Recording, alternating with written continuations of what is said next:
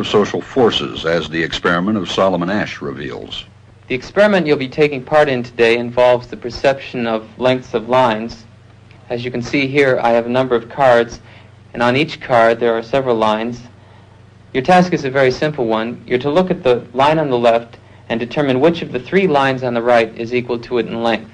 All right, we'll proceed in this order. You'll give your answer. Only one of the people in the group is a real subject, the fifth person with the white T-shirt.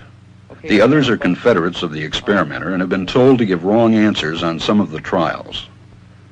The experiment begins uneventfully as subjects give their judgments. 2, 2, 2, 2, 2, 3, 3, 3, 3.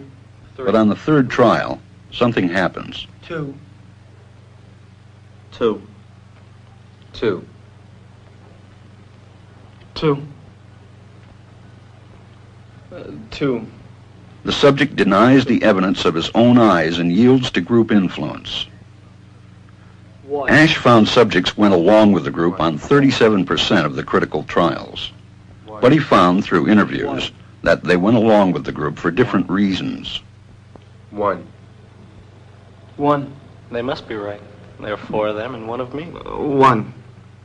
This subject's yielding is based on a distortion of his judgment. He genuinely believes that the group is correct. 1. 1. 1. 2. 1.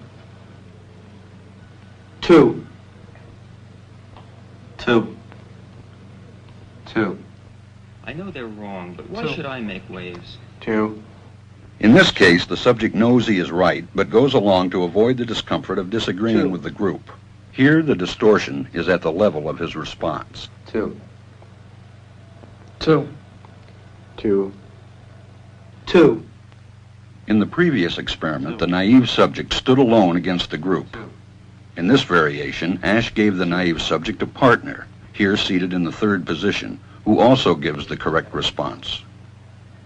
1. 1. 2. 1. 2. With a partner, yielding drops to only 5% of the critical trials compared to 37% without a partner.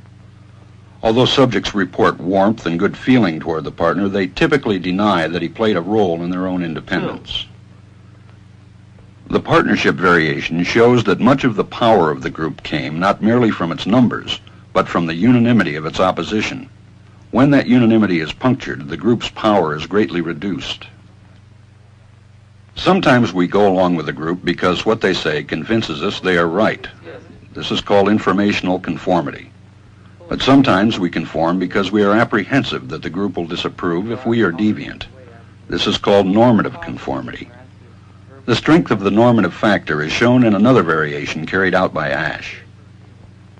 In this variation, the subject is told that because he had arrived late, he would have to write his answers.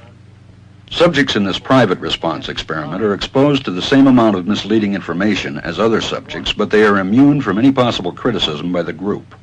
1. 1. 1. And this enormously reduces the pressure to conform.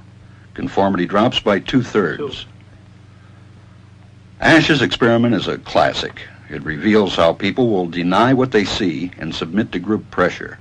It allows us not only to observe conformity, but to study the conditions that increase or reduce its occurrence.